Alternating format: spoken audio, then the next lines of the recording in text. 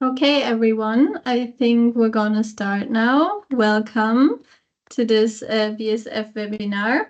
It's actually hosted by Prevent, but really Daniela Figuero organized it. You will get to know her later. Thank you so much for doing so. And thank you that Prevent can host this one. We're excited to have all of you here, especially also the ones from the BSF community that Piotr founded more or less. Just a really short introduction to Prevent, because I think a lot of you are not members, so I don't know how much you know about Prevent yet. I'm a part of the Prevent Secretariat, and it's basically a network for a circular economy with more than 600 members worldwide. It's a great place for exchange, knowledge exchange, making new partnerships and alike. And it's really a great platform to accelerate your circular economy, organization, business, academia, whatsoever. We really have all kinds of members, and we're always happy to gain new members. So if you're interested afterwards, you can always check our website. And if you're interested, you can, of course, become a member. We have great opportunities like matchmaking sessions where you can present your organization or business, try to find new partners or else like I said, more than 600 members. Gaining awareness of your project or your organization. And we have a lot of other great tools like the Prevent Hub and working groups for a really interesting and deeper exchange on certain topics. With multiple working groups, but I think for you the most interesting one is on organic, specifically our subgroup on black soldier fly. And for a bit more information on this, I'll hand over to my colleague Martin. Yes, thanks a lot, Karina. Welcome also from my side. As you explained, the Prevent Waste Alliance has 3 working groups, one on plastic waste, one on e-waste, and one on organic waste. And Karina and I coordinate the working group on organic waste. It's co-led by Anja Schwedje from the German Environment Agency and Bert Wiebel from the German Chamber of Industry and Commerce. And in this working group, we deal with any topic related to organic waste. It can be composting, it can be food loss and waste, or we have a special webinar series on biogas together with the Climate and Clean Air Coalition. So whatever is of interest to our members, we can organize webinars and exchanges on these topics. And also Black Soldier Fly popped up in this organic waste working group more than 2 years ago. We had the first exchange on Black Soldier Fly in March 2023. And look, here we are today. We've gone a long way and we achieved a lot with a project active in 3 countries. The co-financing component, the CCAC component just started.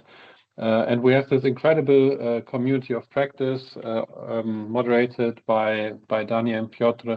So it's really great how things can emerge from this working group. And I think I will leave it here now because the focus today is not on us, but on the practitioner side. So really great to have this opportunity. Thank you, everybody. And I will give the floor to our moderator for today, who is Daniela Figuero. Great. Super. Thank you so much, Karina and Martin. And thank you to Prevent Waste Alliance for hosting this webinar today. So we're very excited to have all of you here today. My name is Daniela Peguero. I'm a postdoc researcher at EAVAG in Switzerland. And as Karina mentioned earlier, and Martin, we have our WhatsApp community, so BSF Africa, that I, together with Piotr from Africa Circular, moderate. And so if you haven't seen this WhatsApp community before, we will post the link to it in the chat. And this is our community of practice where we really try to engage and facilitate exchange and share knowledge all about BSF within the context of Africa. And so as part of that WhatsApp community, we're super excited today to be joined by 2 practitioners, one on the west coast of Africa and one on the east coast. So today we will be hearing from Arthur Dedinechon from Living Soils from Côte d'Ivoire, as well as from Andrew Wallace from Chanzi in Tanzania. So I'm very excited today because we will discuss core operations, their scale, what are their challenges that they've encountered, and really try to kind of learn more from them. So we'll have times for questions, but first we will go through presentations to get a better understanding of each of their facilities. Followed by, I will ask some questions to them directly. And then we'll have also some time from questions from the audience, so from you as well. So if you have any questions, please feel free to put it in the chat, and then we will go ahead and answer those given within the time limit. Great. So first, I would like to welcome Arthur Dinechon to please present Living Soils. I've had a chance to visit the facility myself, so I'm very excited to share and hear more about him. So I give the floor to you. Hello, everyone. Thank you. You can hear me properly and see my screen. I'm going to share. Let me know if it's okay. Yes. Perfect. Okay, thanks. So thank you and hi, everyone. My name is Arthur Dinechon. I'm the co-founder of Living Soils. We're an NGO based in Côte d'Ivoire.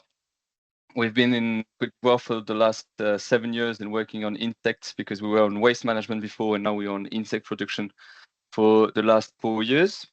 And Living Soils, we're focusing on soils regeneration using the power of insects. I'm going to go through a little bit of what we do and then on our challenges. So basically, we started in 2021 and I started developing big farms in Ivory Coast, but we face different challenges that I'm going to talk to you about later.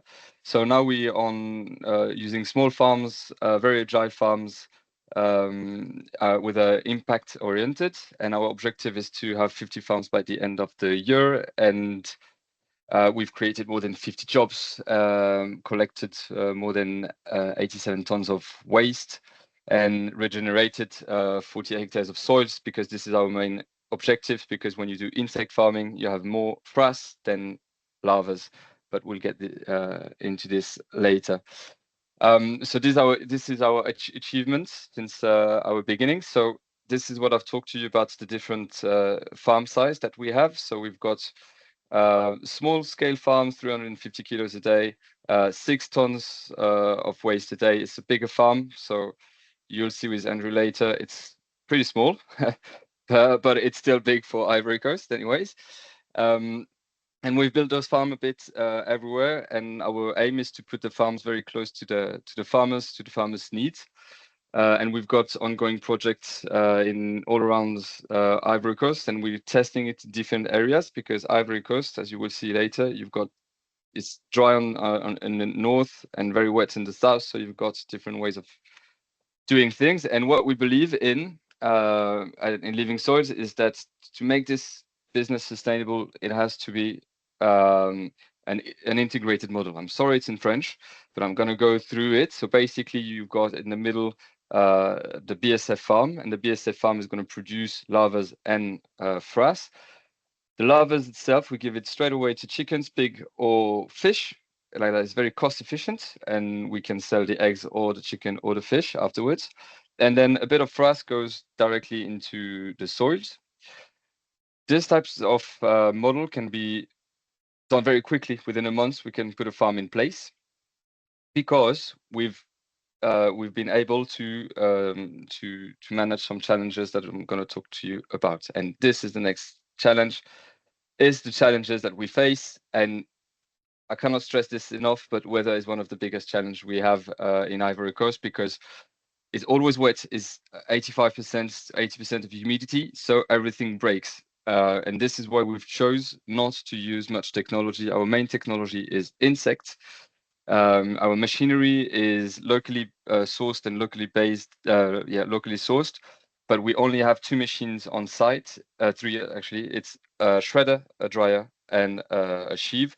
And we don't go more than this, because we've seen during the last 4 years that machinery is very expensive, technology is very expensive, and it's very hard for us to do the maintenance or for the machinery to last long due to humidity. And also weather will change, or the way you're going to do your practice, because it's always wet. So it's very hard for us to dry the larvas or to sort the larvas, because the feed is always wet. So this is something that you have to look for. But in the questions, we can go through this. Again, I'm sorry, it doesn't go for the next slide. Trying to do this quickly because I don't have a lot of time. And finding waste. Finding waste is a very big challenge, because we always think there is waste everywhere, but it's not really true. I've done a mapping of Ivory Coast, and for example, you've got only 4 places where you can find a lot of waste, and good waste. In some areas, so in Abidjan, it's south, it's capital, you've got a lot of waste, but it's hard to find to source it because it's mixed with a lot of things. In other places, you've got 10 tons, 5 tons of waste. So it's not a lot. So you really have to be careful on this to make sure that your business is sustainable, because waste is the main thing. If you don't have waste, you don't have insects, you don't have larvae, you have nothing. And this is why finding waste is our main challenge. So basically, you've got the waste that we see everywhere. It's in garbages. Waste is hard to source. You've got flies. It's invasive. It needs a lot of work to sort it, and it's not safe for us to take it there. So we've managed to do it another way. We have pre-collectors into the markets that collects the waste, and we don't call it waste yet because it's still food which is rotten, which is not in the garbage bin. So it's not waste, and we collect it this way, like that. It's already sorted and it's easy to source, and it goes back to our farm.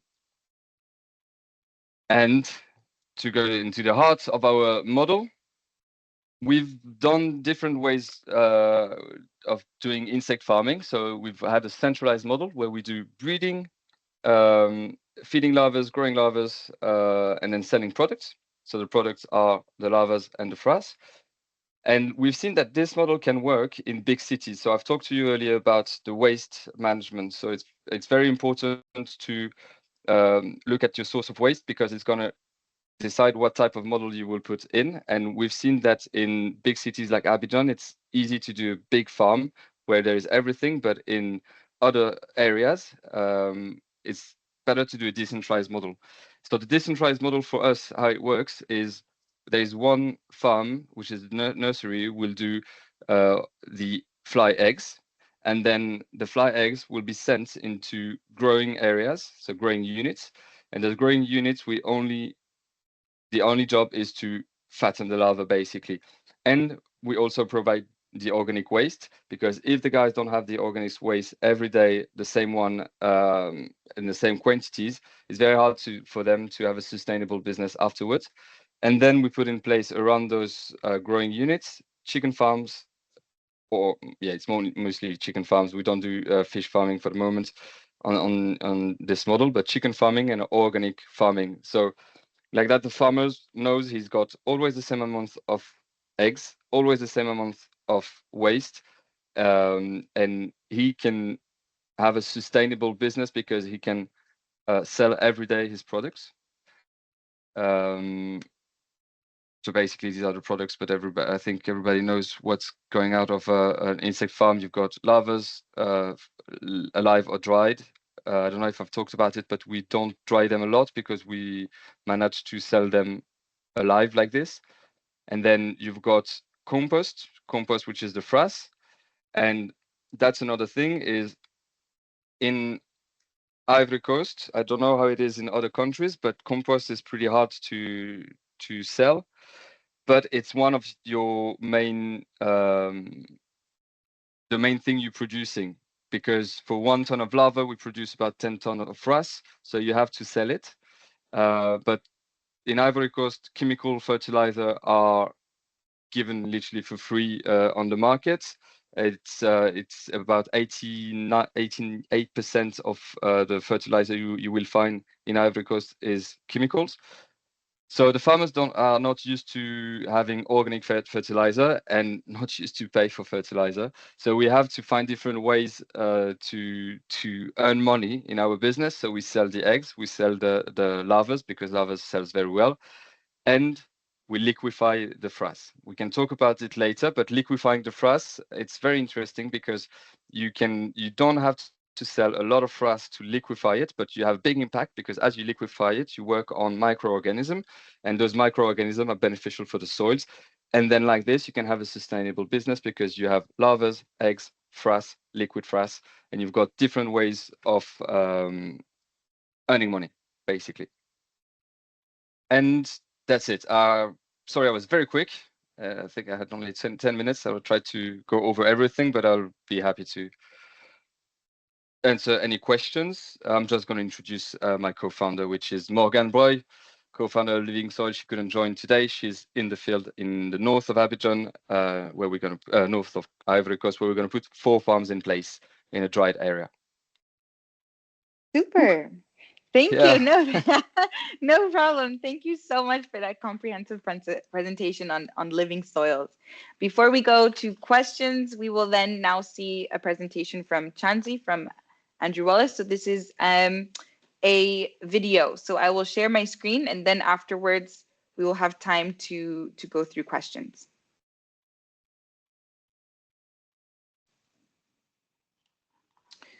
Okay, hopefully you can all see my screen. Can you all hear? Yeah. Yes. Yes, we can hear.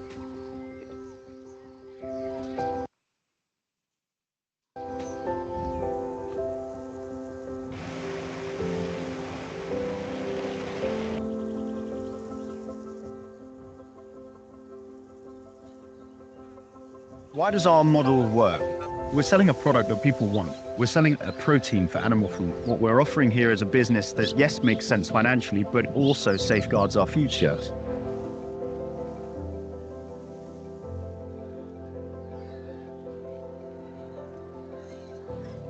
A big percentage of the fish that are taken out of the oceans and lakes end up as fish meal and fed to animals. Fish meal is environmentally destructive when it comes to marine ecosystems. It's a disaster. About 80% of global fish stocks are overfished or critically endangered, and the demand just keeps increasing. And so rather than do that, you can replace it with insects. Sustainable protein is protein that we can keep producing indefinitely without any negative consequences to the environment. And this is what Chanzi is.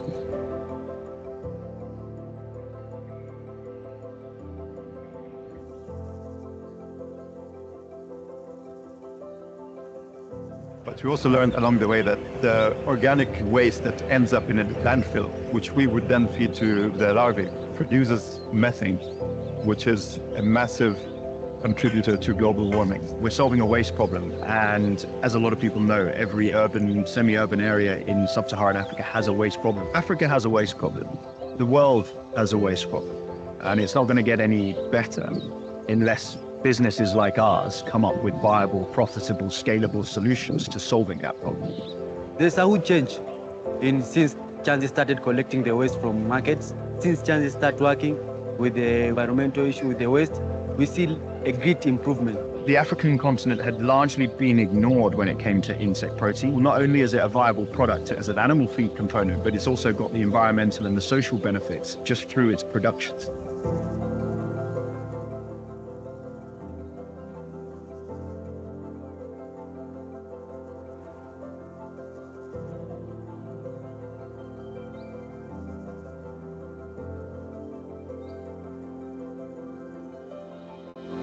We farm wet feed using Chanzi, but after experimenting so many different sources of protein, we have good growth on the pigs now when they're using that insect protein. It's sustainable as we are looking for good sustainable farming and we care for the environment.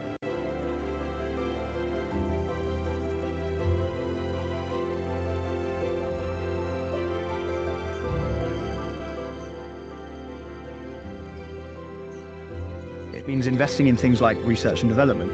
It means investing in better techniques for aggregating waste. It's basically investing in the long game, and that's what DFCD's really allowed our business to do.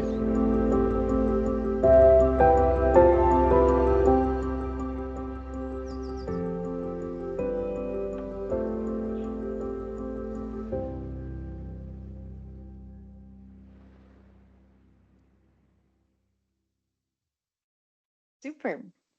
Thank you so much. Then I would like to just, oops, sorry. Exit out of here.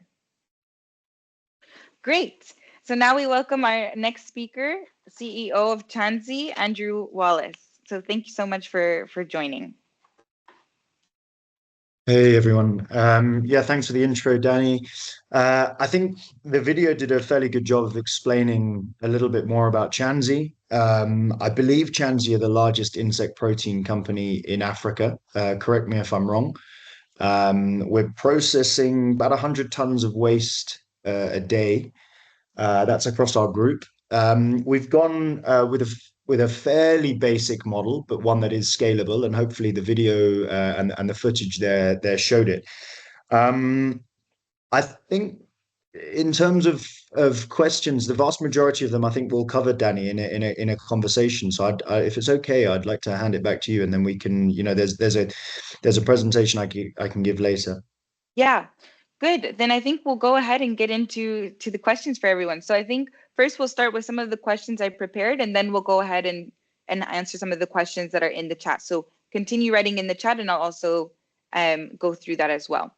So my first big question for both you, Andrew, and Artur is, what have been the main barriers and challenges that you've seen with implementing BSF in your respective region, and what are kind of the important lessons that you guys have really learned throughout your process? Yeah, so I think if I could jump in on that and just talk about the two big problems that we encountered when we scaled. And I've got a presentation here, slideshow here. So the first big issue, and I think a lot of insect protein companies have fallen victim to this. When I started Chanzi, straight away I was hit with a lot of marketing from companies like Insect Engineers in the Netherlands, who would promote a very high-tech insect farm. For context, the one they were trying to sell us for the capacity that we were looking for, which at the time was about 18 tons a day, it was somewhere around $3 million. And it's, because it's been dubbed the protein of the future, it's easy to see why people are going for these super automated farms with robotic arms, climatic control. It makes sense in Europe, in a place where your temperature is not conducive, so you need to invest in climatic control, where your labor is really expensive, so you need to invest in automation, when your land's really expensive, so you need to invest on going vertical. And I think one of the biggest things that we did right was we ignored these adverts. It would have been very easy for us to just raise that cash and then go and buy one of these off-the-shelf insect farms. But I think one thing that we realized is, hang on a second, it's not an original, it's not a novel form of protein. There's nothing fancy about feeding maggots to animals that would ordinarily eat maggots. We're just feeding maggots to chickens. If you release a chicken, the first thing it does is it pecks around and looks for a maggot. So if our product is this simple, then why shouldn't our production technique be simple? And that's the kind of thought process that went through my business partner's brain. Luckily for me, he's an engineer and an architect by profession, and so his remit is to make things as simple as possible. And so he designed a technique for farming insects, which we think is truly applicable for the African context. One of these facilities costs us about $450,000. They're fairly large, but not huge. We start processing at about 18 tons a day, and we can scale that up. Our largest one, I think, is now at 54 tons a day capacity. But we can do it incrementally. And I think that brings me on to the next big challenge, and it's something that Arthur mentioned, which is waste. We all know it exists. I'm sitting in Nairobi right now. It produces over 2,000 tons of waste every single day. But as we all know, yes, the food waste exists, and yes, it's in vast quantities, but how do you actually divide it? How do you get it delivered to your site? Chanzi facilities require 14.2 metric tons of waste a day to break even. And we did a lot of work with schools, businesses, markets, communities to try and get waste divided at source. One of the second biggest things that we realized was that waste separation campaigns at household level really don't work. I'd love to think that they do, but to try and get 14.2 metric tons of waste, that constitutes about 100,000 people. To get 100,000 people all dividing their waste, it's very difficult. And even though some of our market projects worked, we really couldn't rely on them to really scale. And so one of the big learnings that we had was that we had to start a waste management company. And so that's what we're looking at here. Basically, on the left, we've got a company that receives mixed municipal solid waste. It separates it into 40 different factions.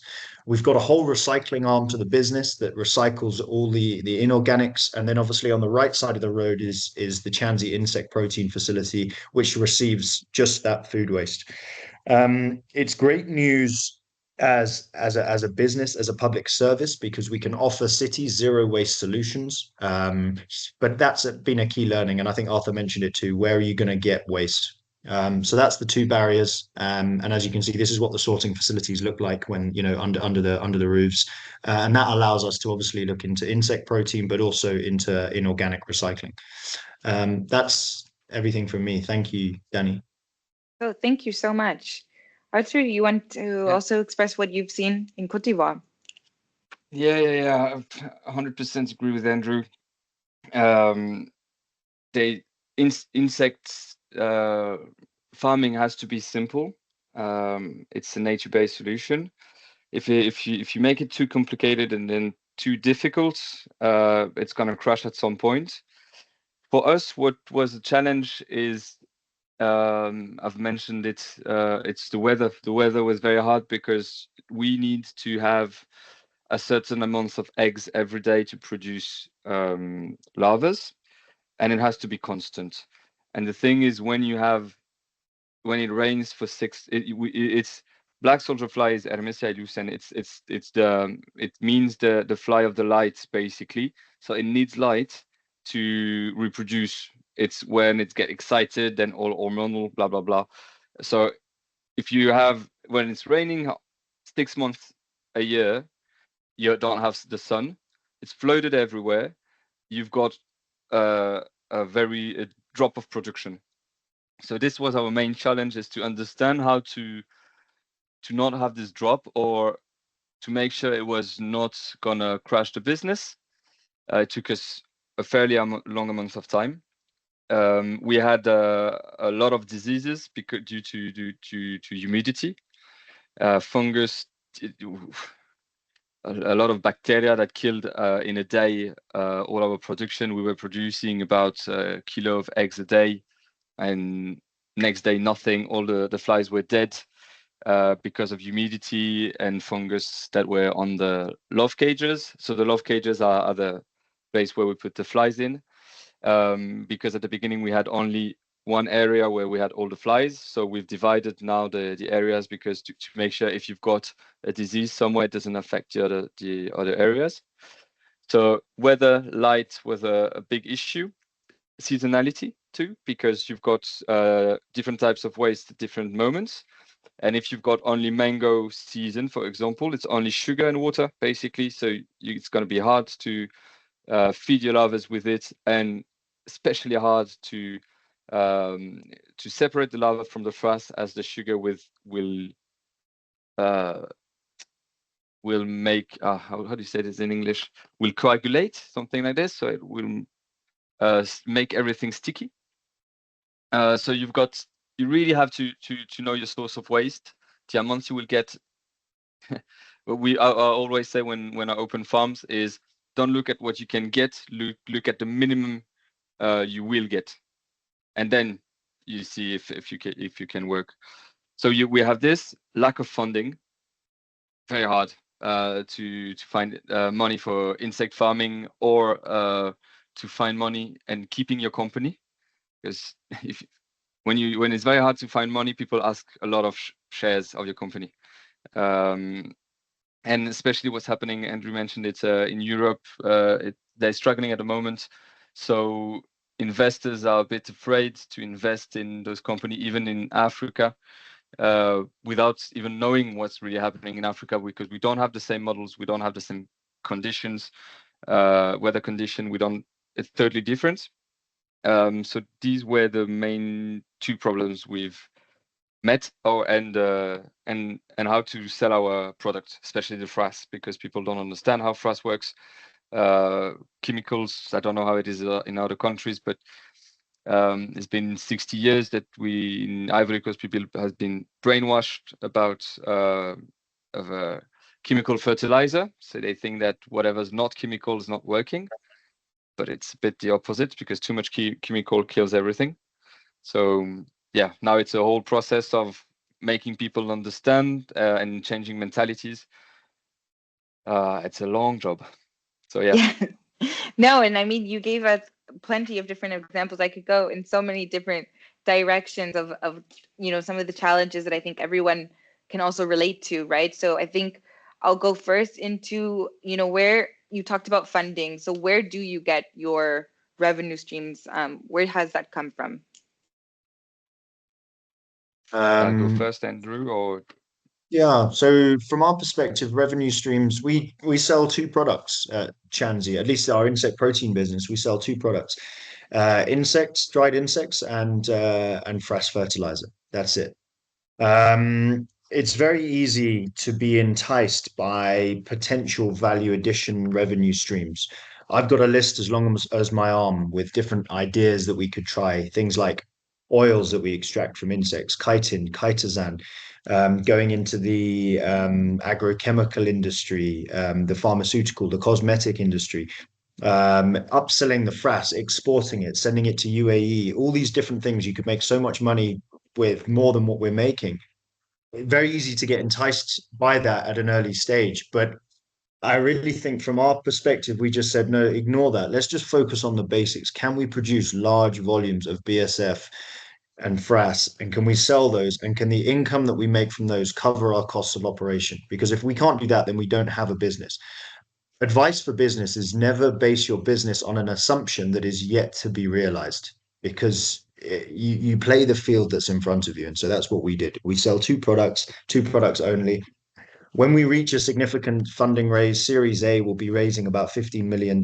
We may divert 1 million into a value addition department that will look to take 20% of our production and try and get a significantly larger amount of income from that. But that'll be then. For now, it's all just focused on producing two products as efficiently as possible. And for you, Arthur? Yeah, I'd say exactly the same thing. As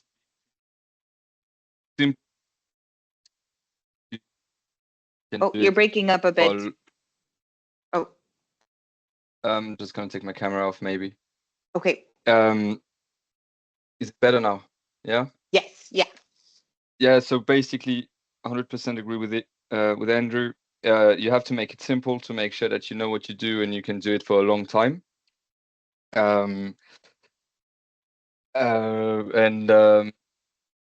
And for us, our different sources of revenue are, we don't really sell larvae. I'd say we sell about maybe 20% of our larvae, but because we use 80% at least to feed our animals. So basically, for us, we found that it's you earn more money by selling chicken eggs than selling larvae. We sell our fly eggs, and we sell it in our decentralized model. And the decentralized model is financed by NGOs, basically, World Food Program, stuff like this. So that's a different source of revenue we have. And the liquid fertilizer that we started. So basically, we had a question in the chat. We've done our test ourselves. It works very, very well due to the increase of microorganism you have inside. And now it's been tested in different labs in Africa and in Europe to make sure that it's safe, it works, and it works all the time, not we had just a chance. And yeah, I'd say that would be our source of revenues. Super. I want to make time then to go. We have many questions coming in the chat, so I'll ask along my colleague Piotr if you have identified certain questions that we can ask both. Yeah, okay, thank you. So indeed, many questions, many of them related a bit to science, which we can also address but I chosen one that relates to feed. So how much when you it's about formula for feed. Larva, does it replace fully the feed, or to what extent, to what percentage do you think it can substitute the usual feed? Yeah, so we advise 15%, but it really depends on what cost you're getting for your other potential protein sources. So it will follow. So for example, we've just tried to acquire a feed mill, and they're currently doing it 3.5% BSF and 15% soy. As the price of soy goes up, your percentage of BSF will also go up. So it really isn't an exact figure. Any decent feed miller will have some sort of least cost formulation software that will advise them what percentage to include it in. So yeah, anywhere between 3% and 20% is what we'd advise. Good. Maybe I can, or Piotr, do you have another question? Because I saw some others that I have identified. Go ahead. Okay. Are you able to give any kind of cost on how much investment is needed to manage from 1 ton and then, I guess, scaling up of organic waste for BSF farming? How much investment? So the figure, the site I showed you there, we can build for $350,000, and that's 18 tons of waste a day input. To increase it to $36,000 isn't another $350,000. It's $100,000 because a lot of your core like infrastructure is already there. So I don't know, do the maths, but 36 tons, $450,000. Good, and maybe I can then give it. Oh, sorry. Go ahead. No. Crack on. Yeah, I'm just. But based. Wait, we lost you again. Cannot hear you. Better now? Yes. Take my camera off. Yeah. Old chicken farms, because it's basically the chicken in gone down because expensive. So you have got a lot of chicken farms. It's 300 square meter farms, and we use them to put insect farm in it. So basically, for a decentralized model where you will find 5 farms, it's about $55,000. But we don't have the same capacity as Andrew. We're about 3 tons of waste tops to a day. It's very different models. We're very small scaled models and agile. Yeah. You said around $55,000 for a facility that processes 3 tons of waste per day? For the decentralized model, yeah. So yeah. It's 1 nursery and 4 growing units. Good. Maybe also then we can ask a little bit more about the liquefied frass. Could you explain a little bit more on the process in order to get a liquefied frass? Mm-hmm. Yeah. Basically, it's pretty just for the microorganism to live. The first source of microorganism that you would find in the frass, and then oxygen, water, and sugar. These are the main components. You can add other stuff if you want to improve it. You can add especially different types of sugar because it will give you different types of microorganisms that you need. And if you put everything together, when I talk oxygen, it's a lot. It's like it has to be like brewery. It has to brew a lot. And basically with 2.5 kilos of frass, you make about 250 liters of liquid fertilizer in 48 hours. And depending on what you want, in 48 hours, you've got bacteria, 72 hours, you've got fungus. And then after that, you can get nematodes. So it really depends what you need on your soils. But it's we're putting in place different recipes, but if you've got already the 4 main components, you can start.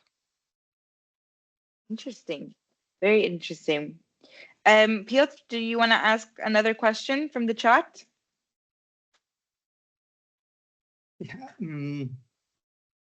Otherwise, I have so others. I was also just focusing on the liquefied frass. Maybe just one question to follow up, Arthur. How much of liquefied frass can you produce out of how much frass? So how much you multiply basically the product?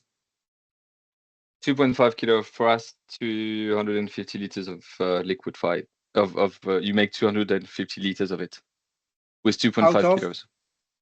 2.5 kilos. So wow, times 100. Well, not exactly.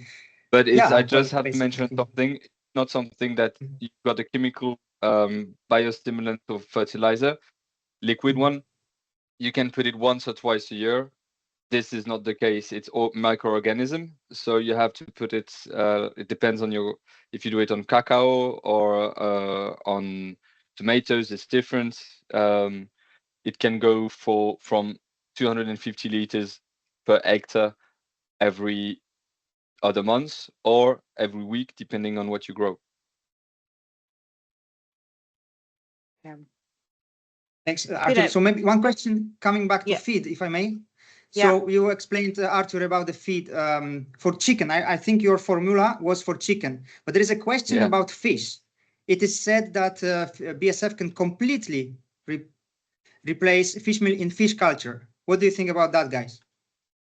I think not. No. Not possible. It's not the same protein. I've seen studies about it.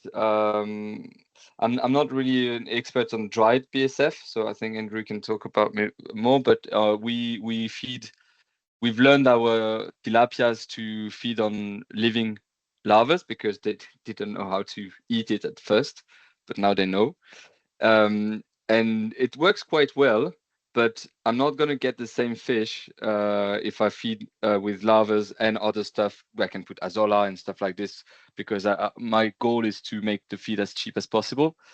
But if I only feed with larvae in 6 months, I will not get the same fish as if it was with fish meal or other stuff. And what we've looked at, it's you can replace about 5% of your fish feed with insect protein, but I'll let Andrew go from here. Yeah, so one of our larger off-takers in Kenya is Victory Farms. They're one of East Africa. I think they're East Africa's largest fish farm. They included anywhere between 8 and 15%, depending on the age of the fish. They change the protein content of the final feed depending on the age of the fish. But no, like any animal, it needs a balanced diet. You can't just be feeding it one thing. So you need bulking agent. I think I've answered one in the chat about needing to fill it with cheaper bulking ingredients. So yeah, I'd never condone feeding one thing to any animal. Good. I'm gonna bring it back to then feeding one thing to only animal possible is like for us. If you only eat meat, at some point you will have problems. So you always have to find a balance. I'm going to come back to now the waste aspect. So, Andrew, I think your case is an interesting case because you have now become more of a waste company as well. One of the questions here was also understanding, do you analyze the input for contaminants in the organic waste? And how do you kind of handle that? And also, what were the barriers into scaling up?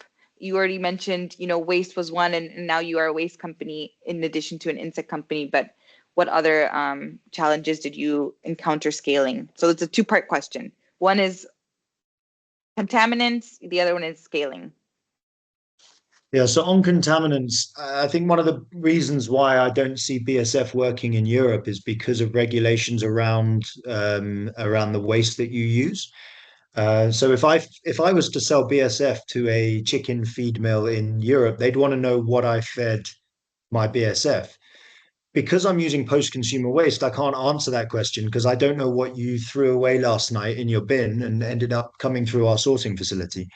So the truth is we can't fully analyze everything that's going in. We know that it's mixed municipal solid waste coming in. But in terms of biosecurity, what we can do is analyze the end product. So we, as a matter of habit, every month we send off randomized samples from every facility, and we send it off for testing on moisture content, aflatoxin, salmonella, E. coli, and weirdly, the BSF have never failed that test. I'm not a scientist, I'm a businessman, so I don't really understand how it works, but something to do with it shedding its exoskeleton as it grows. And even when we've scrapped our research and development department and we shut it down. But when we did have one, we used to run experiments by, for example, spiking maize with aflatoxin, feeding that to the BSF in a lab setting and then sending those BSF off. And it still fell below the permissible levels of aflatoxin. So yeah, I wouldn't get too hung up on the waste. These bugs are designed to eat waste. That's the beauty of it. If you're going to look at QC, look at the end product. Good. And then maybe kind of going into the scaling aspect. So you've really scaled up from, you said 18 tons up to even 36 tons. And I think Chanzi as a whole processes 54 tons. So aside from these offtake agreements with, sourcing the waste, what other challenges did you encounter scaling up? Yeah, so I mentioned the two biggest ones. At the early stage, I think we were fortunate to ignore the advice that we were getting from everyone, which was to go and buy a very fancy bit of kit. And we definitely, I think, selected what I believe is the best model for the place that we're at. I see someone asking a question like, "Oh, can we use your model in South Africa?" Probably not, because I know it gets down to like -1 in Joburg. Someone else saying, "Oh, can we use your model in China?" I don't know what your labor cost is. Ours works. We employ 23 people per site, and that works in East Africa. I don't know whether it would in a place where the cost of labor is a lot more. So I'd say selecting your model for your geography is key. We've all mentioned waste as being a huge barrier. Like I said, the first question before we go into any area is, where am I going to get 18 metric tons of waste? That's the minimum we'll look for before we even set foot in a place. And obviously our waste management company solves a lot of that. So we would go in, for example, we just opened up in Mombasa. We sent our waste management company first 6 months early. They started receiving waste, sorting it. And then when they reached a certain threshold, we then went and moved our insect protein company next door, and they would then receive that organic waste. So we operate as a duo. Obviously, you never go into business expecting there not to be challenges. There's every day is a different one. That's what makes it interesting. But yeah, there's too many to list. Like all businesses, there's going to be problems, aren't there? Especially one like this, which no one's done before. I'd say that is another one that's going to be key. It's not like we can learn off other people's mistakes. For us, it's always 2 steps forward, 1 step back. Like I said, we had an R&D department. We thought we'd solve a lot of our problems that way. We didn't. We actually learned a lot more from our data department than we did from our research and development. And that was another learning. Like, we never knew that. A lady with a computer that knew nothing about BSF tells us a lot more about BSF than some PhD student who claims he's an entomologist. Okay. No, I understand. Well, I always say data is very important to collect and to make sure that you are maintaining. Good. I have time for a couple more questions. I want to go back to Côte d'Ivoire, so living soils. One question that we saw in the chat was, how much land is needed for processing around 1 ton of organic waste per day? 1 ton, we put about 12 kilos per square meter. So I'd say 12 kilos, so it's 80 square meter per day for 6 days. That's what we do basically, because it's 12 kilos per, I think it's 12. Yeah. Good. And maybe I can ask you a question on also pests, right? You mentioned that was one of your challenges with the fungi and the bacteria.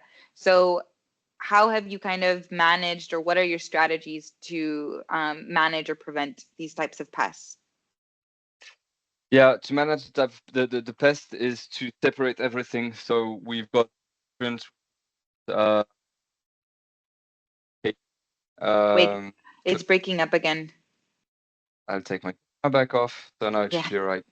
Okay. So basically, we've separated everything, and we have a cleaning process, so a way of managing the farm, because you've got waste coming in, it comes from the market, you don't know what it's been doing before, how long it's been sitting out, so it can bring diseases in.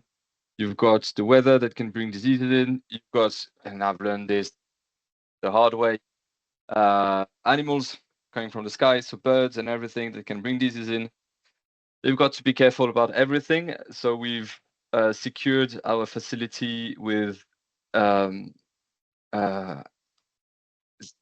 nets, basically, to make sure the bird was not getting too close, especially from the loft cages, because as soon as there's a fly going out, you've got a bird catching it, and he understands very quickly where it comes from. We've got different loft cages separated and with an airflow that can really to make sure that the moisture doesn't stick to the loft cage. So we've put a roof over our loft cage, because back in the days it was in open air. Worked very well during not raining season, but when it started raining, it was very hard. And we've got a process of basically we fill a crate a day, and then we empty it, and for a day we leave it open, clean it, and make sure there is no bacteria that will be grown that was grown from the previous crate going to the next crate. So we've got different ways like this to make sure basically being clean and having the right process will help you. Yeah, I've got a lot of examples, but if you don't come to my farm, it's hard for me to explain. No, definitely. I think it's still important to, ensure that hygiene is one of the biggest things. You're dealing with waste. So that's one of the biggest things to really help prevent waste. I think I'll end on one last question for you both. And this goes more into the markets, right? So how did you kind of assess or evaluate the market to be able to price your products?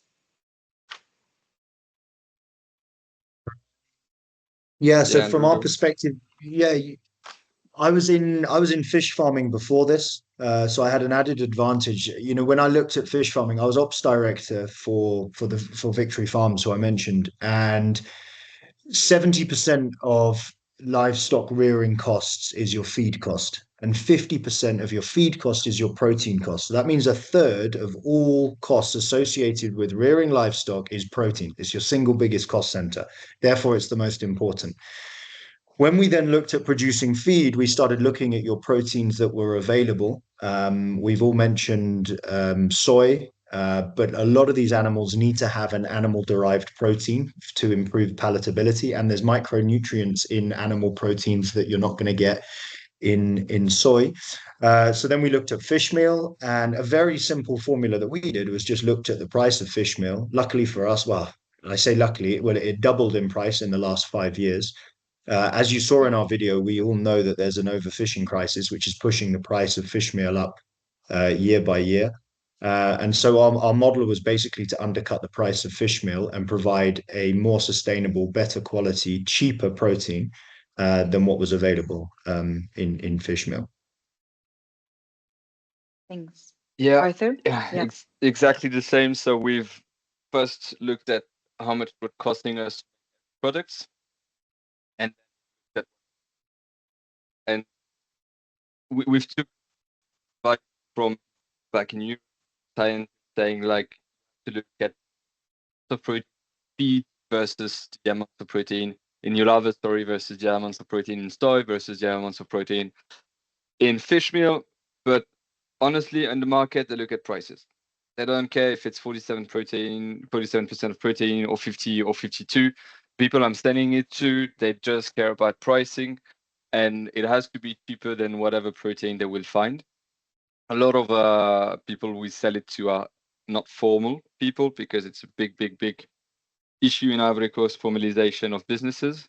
So, and they don't have a lot of income, so they cannot allow themselves to pay for the highest price. So we had to look at all this and just try to be a bit under it at the beginning. And be honest, the first year we gave it away for everything for free to make sure people knew what the product was, that the neighbor tried it, because people are afraid to try it. So they look at what's happening to the neighbors. If it works, they want to try it for free too, and then maybe they'll buy it. But yeah, that's how we did it. Great. So I think we have 2 minutes left. I want to use this time to wrap it up.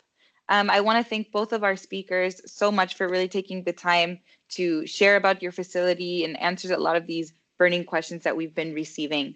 And we also want to say thank you to the Prevent Waste Alliance for hosting this webinar, as well as to our funders, the Clean Climate Air Coalition, as well as the Swiss Development Cooperation under the SOR4D program. So thank you guys so much. Please, if you want to join our WhatsApp community, where we'll be hosting hopefully future webinars. I saw that there's people wanting it in French. We will try to also host a session in French. But keep an eye out on our WhatsApp community, where we will be posting when the next webinars are happening. So thank you again to both our speakers, and thank you all for joining. Wish you a nice rest of your day. Thank you.